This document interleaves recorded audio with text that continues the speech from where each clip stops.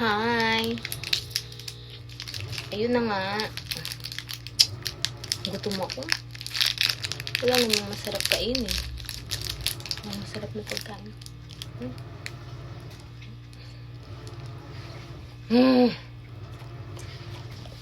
Nakaharap ako sa marami kong tupiin. Yan, diba? Gabundok. Gabundok be. Wala yung mga ano ko. Mga baby. Pasok sila. Kaya, tutupi tayo. Para, dating nila, wala nang ano, tupiin. Kasi kapag nandito sila, di ako makatupi. Magulo. Lalo na si si Uni. Ang natupi mo, sisirain ulit. Kaya, hindi ako nakakatupi pag nandito silang dalawa. Si Yunmi, hindi naman yun ang gugulo. Si Uni lang magulo. Gusto pa laging nakakandong.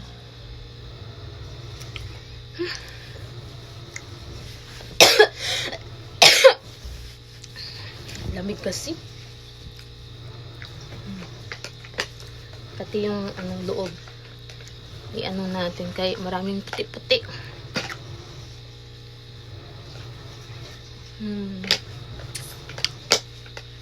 Maya darating na yun si yung aking kabiyak. Kabiyak. Kabiyak talaga.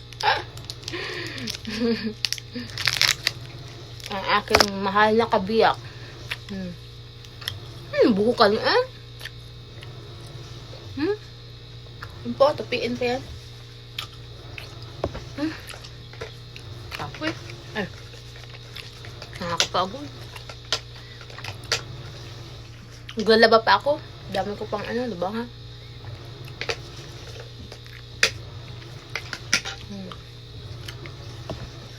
Kaya maharap na ulam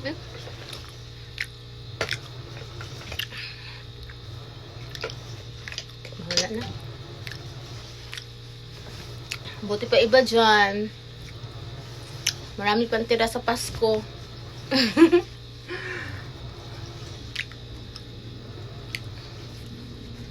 Marami rin kaming tira. Kimchi. Maraming tirang kimchi. Diba? At least may tira. Hindi naman kasi ako hindi ako naghahanda. Basa pala yung damit ng budoy ko.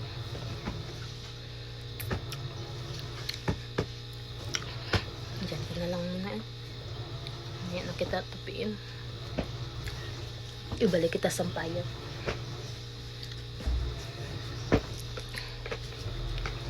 Masaya ba ang Pasko niyo? Kami masaya naman. Masaya naman. Siyempre, masaya. Kasi walang sakit. Diba? May sa naman, yung ubo-ubo lang kasi nga malamig ang panahon. Ganyan. Na yan siya. Yung dalawa kong si Uni, may ubo, tas may sipon, pero pawala na yung lamig kasi, tas gusto pa lumabas, laging magala dun sa tindahan, lalo na pagpaalis na yung papa nila. Diyos ko, si Uni tsaka si Yunmin, kala mo kaya ayun, kailangan mo rin sumama. Kaya gusto gumala. Kaya yan, di nawawala yung ubo.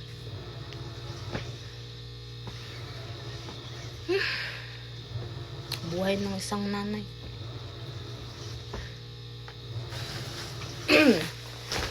Ang buhay ng isang nanay ay masaya. Masaya, syempre, masaya talaga. Di ka maboboring. Maya-maya, magagalit ka, sisigaw.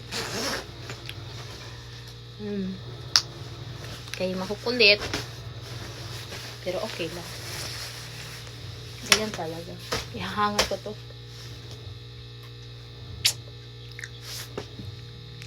Ay, mamaya ko na yung ihangal. Nakapagod tumayo.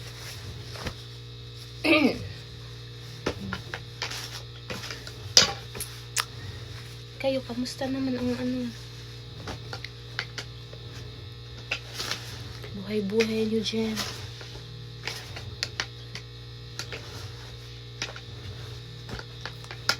Masaya ba Pasko nyo? Masaya? Marami handa. Masaya magpasko sa Pinas. Kasi ano, ramdam mo talaga Pasko doon. Dito wala. Walang Pasko.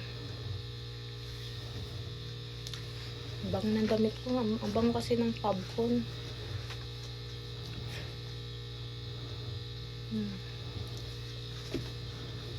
Madam mabango.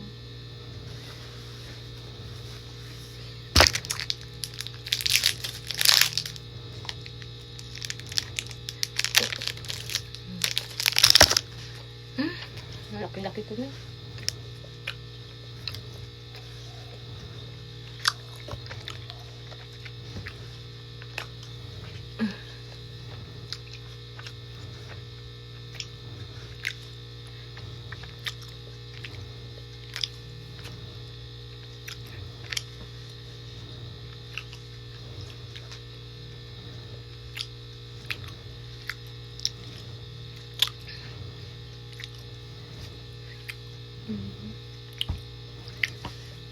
Laki na rin ang ano ko. Baby ko sa tiyan. 5 months na yan siya. 4 months na lang. Nalalabas na ang aking baby boy. My second baby boy.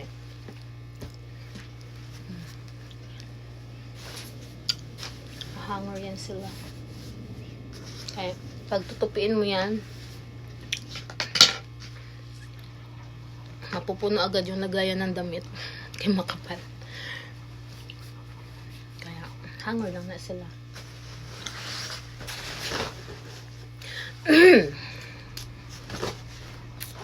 Dami pa nito. Sobrang madami.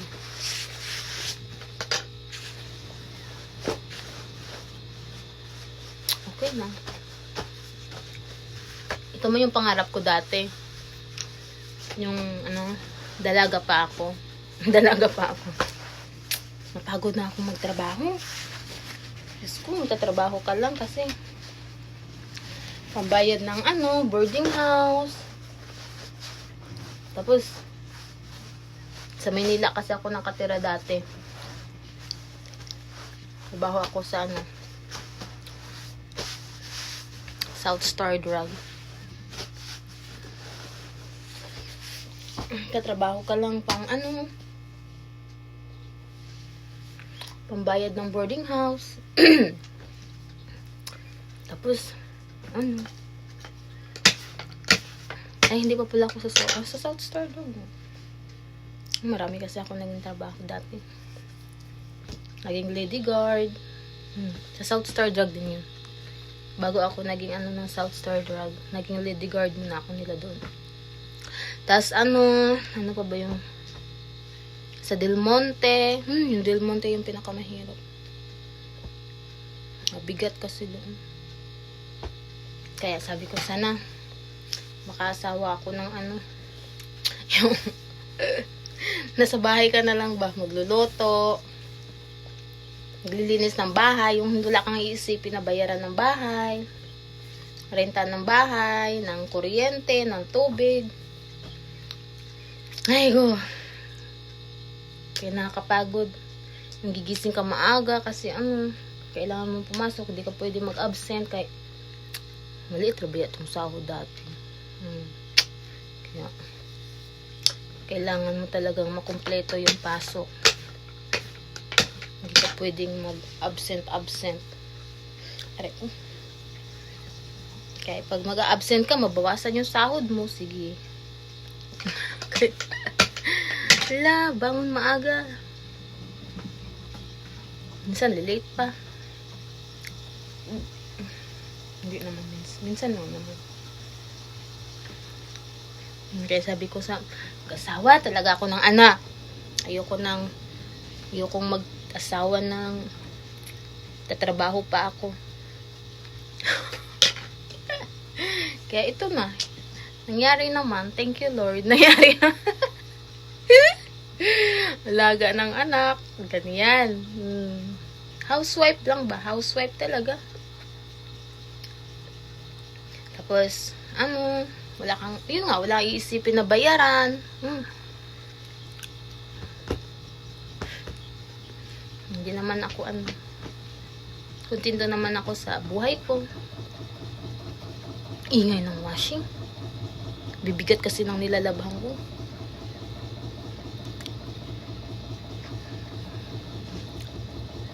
Tapos,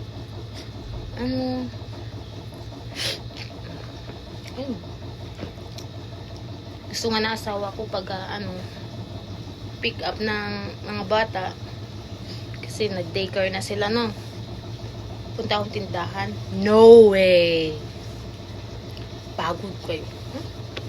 Buti kung tutulungan pa niya ako sa gawaing bahay, hindi naman. Hindi na, mag-isa ka dyan sa tindahan. Pinupuntahan ko naman siya, minsan lang. Pag gusto ko makipag-chismisan, ayan, pupunta ako dun sa kanya. Pero hindi everyday, tutulog ako. Kapag wala akong tupiin, wala masyadong kalat, syempre maliit lang naman yung bahay namin, kaya lang, ano yung nakikita mo, yun na yung linisan mo. Wala yung sulok-sulok, diba? Sulok-sulok. Pag malaki bahay mo, marami sulok-sulok. Punta ka pa dun sa kwarto. Di na. Pero pag bumalik na kami dun kay Bianan, syempre, malaki-laki yung namin. Ay, lilinisan ko dun. Gawala yung machine. Pag babalik na kami dun kay Bianan, syempre, malaking linisan yun kasi malaki-laki naman yung apartment ni Bianan ko. Pero ayoko muna bumalik kay Bianan. Okay. Asawa ko gusto na bumalik doon para daw wala na siyang bayaran sa renta. No. Later, in alligator. Basa ba man yun?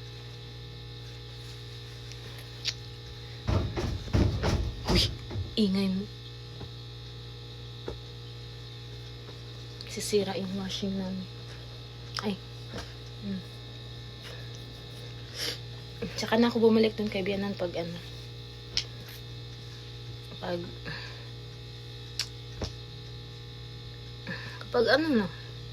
pag desisyon na ako ng mabuti. Kasi yung Bianan ko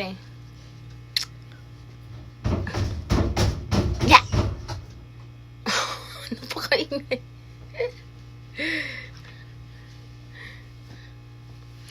Yung Bianan ko kasi yun mabait mo yung Bianan ko, kaso lang ayaw lang niya yung bili-bili. Ayaw niya nung marami kang binibili. Ako pa naman si Kupang.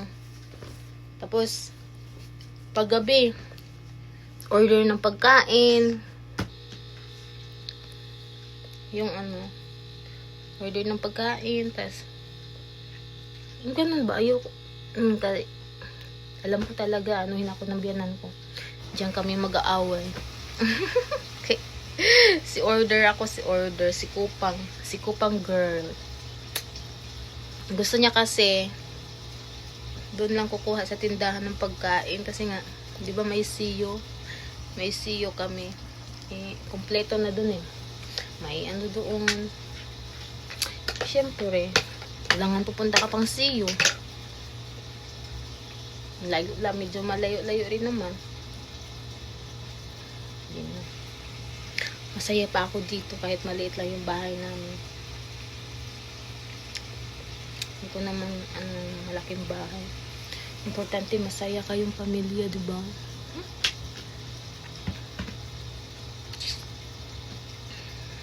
Pero iniisip ko na rin naman bumalik dun kay Bianan. Pero bigla na lang din babago isip ko na, wag mo na. Tsaka na lang. Tsaka na lang. Pag nagsasawa na ako.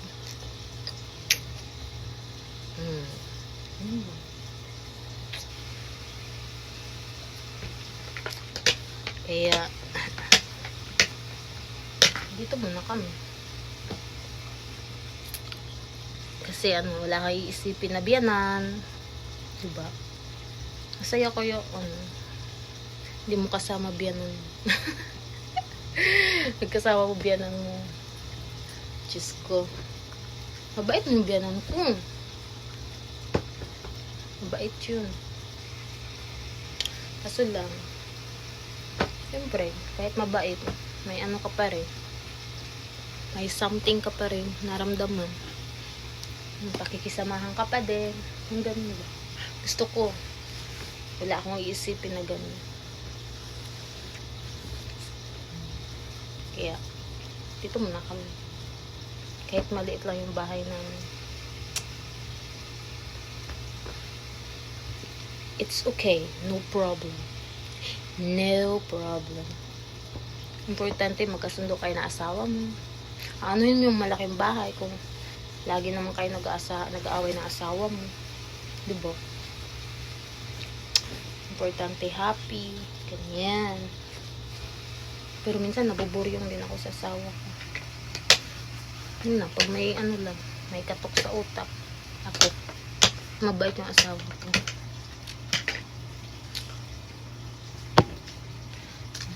Kaya, okay na. Kontento ako sa buhay ko. Wala akong iniisip na bills.